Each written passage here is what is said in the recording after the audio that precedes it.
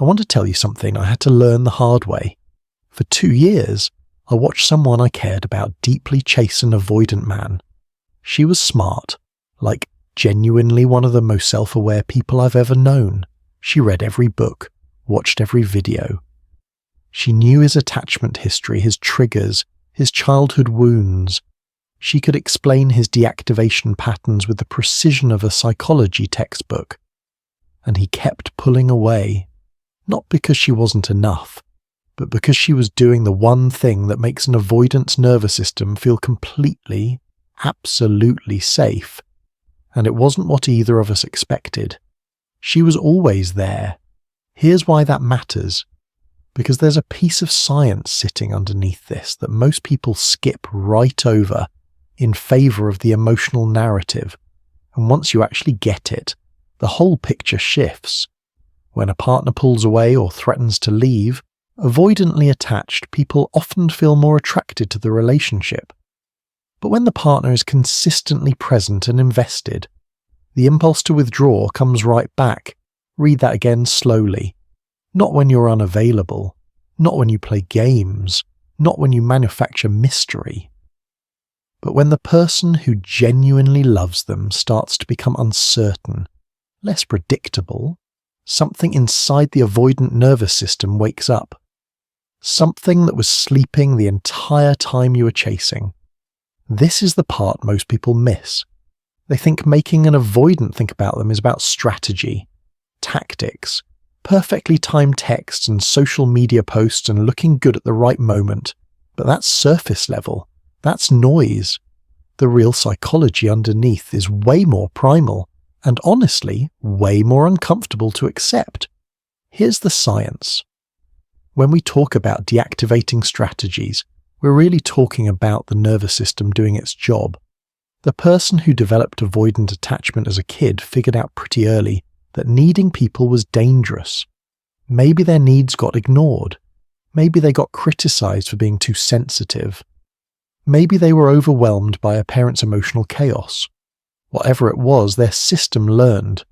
The safest bet is to need less, feel less, handle things alone. So what does that mean for you?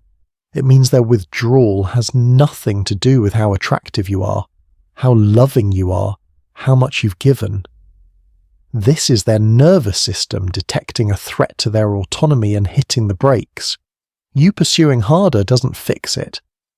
When partners increase emotional pressure in response to withdrawal, the deactivation intensifies. Pursuit triggers the exact threat that drives the whole system. You are literally feeding the machine. Every text you send when they go quiet. Every time you soften your standards because you're scared they'll disappear. Every accommodation you make to keep them comfortable. All of it signals to their nervous system, I am safe here. I can relax. I don't need to reach. And an avoidant who feels completely safe does not think about you obsessively. They think about you occasionally. They appreciate you. Maybe they even love you in their way, but they don't lose sleep over you. They don't wonder where you are. They don't feel that particular low-grade panic that makes someone pick up their phone at 2 a.m. and start typing. Now, here's where it gets genuinely interesting. Research from a 2023 study in Current Psychology found that 2 factors, self-efficacy and self-control, account for about 28% of why scarcity often leads to impulsive decisions. When someone lacks confidence in their ability to handle challenges or struggles to resist immediate desires, they prioritize short-term solutions over long-term ones. Scarcity. That word. That concept. When we sense a partner pulling away or becoming less available, it triggers a fear of loss, and that fear magnifies our attachment, makes the relationship feel more essential, not less. This works on avoidance too, maybe especially on avoidance. Because here's what nobody actually explains clearly. Avoidants aren't emotionally dead. They're not incapable of attachment. Research by Today Mikulincer showed that avoidantly attached adults do experience physiological stress responses When attachment themes are activated, hearts racing, cortisol rising, even though their self-reports minimize distress. The suppression is emotional and behavioral, not physiological. Let that land. Their body is reacting. Their nervous system is registering you. They're just built to suppress that signal and convince themselves and you that they're fine, unbothered, independent, free. It's honestly one of the most sophisticated emotional defense mechanisms in human psychology. But defense mechanisms have vulnerabilities. The closer a partner gets, the more threatened a dismissive avoidant feels. It sets off a chain reaction of withdrawal and distorted thinking that justifies the distance. These deactivating strategies preserve autonomy, but also mask an underlying longing for connection. A paradox that keeps reshaping the whole relationship. A paradox. There it is. They push you away because they want you close. They create distance because closeness feels dangerous. And as long as you keep closing that distance for them, as long as you keep showing up, reducing the gap, making it easy, their system never has to confront the actual fear underneath. You're basically protecting them from themselves. And that right there is everything. Because the moment you stop doing that, the moment you genuinely stop closing the gap, something shifts on their side. Not overnight, not dramatically, but incrementally something changes. The avoidant attachment cycle, approach, connection, threat, withdrawal, distance, tentative approach again, can repeat for years without either person fully understanding what's driving it. You probably already know this cycle. You've lived it. They get close, then they retreat. You chase, they retreat more. You give them space, they come back, then it starts again. What most people don't realize is that the cycle continues precisely because both people keep playing their assigned roles. You chase, they retreat.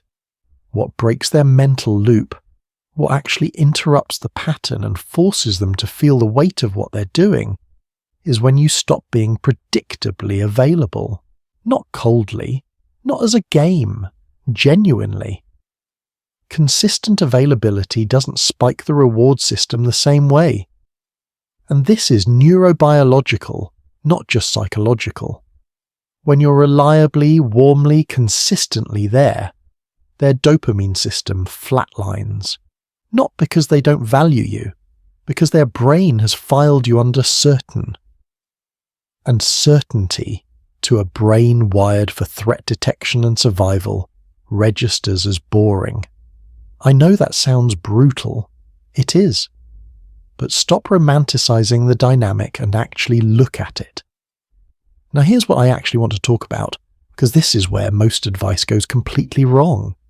People hear this and immediately think, okay, I need to become hard to reach. Ignore them strategically. Post photos that make them jealous. Manufacture unavailability. That's the wrong conclusion. Completely. Because what I'm describing isn't a tactic. It's a state of being. And there's an enormous difference between the two. If you manufacture distance while secretly monitoring their every move, they will feel it. Avoidants are extraordinarily attuned to inauthenticity. Research shows avoidant individuals appear strongly engaged in perceptual vigilance for emotional stimuli. Emotional faces recognized faster than neutral ones. Their emotional radar is hypersensitive because they spent their entire development learning to scan for threats. You can't fake detachment in front of someone wired to detect exactly that. What actually makes an avoidant lose their mind over you, what genuinely disrupts their system, is real detachment. Not performed, not strategic, real. You stop chasing. Not because you're playing a game, because you've genuinely started choosing yourself. You build a life that's full without them, not to make them jealous, because you deserve a full life regardless of what they decide. You stop being the person who bridges every gap, initiates every conversation, softens every hard truth to keep them comfortable. You let the silence exist without rushing to fill it, and something happens. When they sense you pulling away or becoming less available, it triggers a fear of loss. That fear magnifies their attachment, makes the relationship feel more essential, not less. The scarcity principle doesn't discriminate. It works on avoidance too, maybe more powerfully than on anyone else, because they've spent so long insisting they don't need people. The moment someone they care about becomes genuinely uncertain, the moment that person stops being the one who always shows up, the avoidant loses the very thing their whole coping mechanism depends on: control. Their entire system is built on the premise that closeness is manageable, that they can have warmth on their terms, that when they retreat, you'll be there when they return. Their deactivating strategies are designed to suppress attachment-related thoughts, reduce the pull of intimacy, preserve autonomy. These include minimizing the relationship's importance, rationalizing avoidance, mentally diminishing their partner's value, and shifting focus onto personal goals to avoid emotionally charged moments. All of those strategies require one thing to function: your consistent availability. Remove that, and the machine breaks down. Now, I want to be honest with you before we go any further, because there's a version of this conversation that gets manipulative, and I'm not going there with you. What I'm describing is not how to trap someone. It's not how to psychologically engineer an avoidant into loving you. That version of this advice is everywhere, and it'll do nothing but exhaust you and erode your self-respect. What I'm actually saying is something more uncomfortable, and more true. The only real way to make an avoidant lose their mind over you is to stop needing them to genuinely arrive at a place where you're living fully, showing up powerfully, and choosing yourself so completely that your emotional energy stops being organized around their withdrawal patterns, not as a strategy, as a reality. Because here's what I've seen, over and over.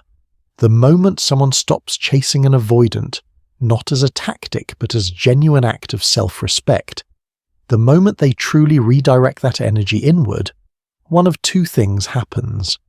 The avoidant starts moving toward them, slowly, tentatively. Repeated experiences with a secure partner, one who doesn't escalate when the avoidant withdraws, gradually updates the expectation that closeness is dangerous. Their nervous system starts recalibrating. The threat alarm starts losing its certainty. Or they don't, and you've already started building a life worth living. Both outcomes require the same thing from you: real detachment, real investment in yourself. Understanding these deactivating strategies as reflexes rather than truths creates space for actual choice. With awareness, many people learn to pause instead of pulling away, tolerate closeness without losing autonomy, and respond with more flexibility. But that awareness has to come from them. You can't install it by staying reachable. Here's what I want you to walk away with. Stop trying to make an avoidant think about you. That framing keeps you in the role of someone who needs their attention to feel okay. It keeps the chase alive. It keeps you small. Instead, become someone whose life is so full, so genuinely their own, that your absence creates a specific weight in a room. Not because you engineered it, because it's true. That's what actually penetrates an avoidant's defenses.